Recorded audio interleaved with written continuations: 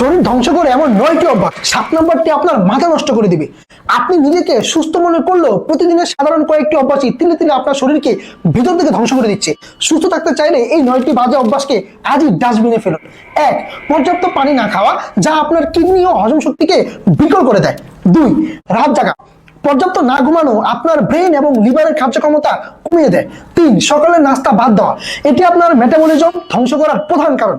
4. অতিরিক্ত চিনি ও লবণ খাওয়া, যা হার্ট অ্যাটাক ও উচ্চ রক্তচাপের ঝুঁকি বাড়ায়। 5. দীর্ঘক্ষণ বসে থাকা, এতে শরীরে রক্ত সঞ্চালন কমে যায় এবং আয়ু কমে। 6. প্রস্রাব চেপে রাখা, যা কিডনিতে পাথর এবং ইনফেকশন তৈরি করে।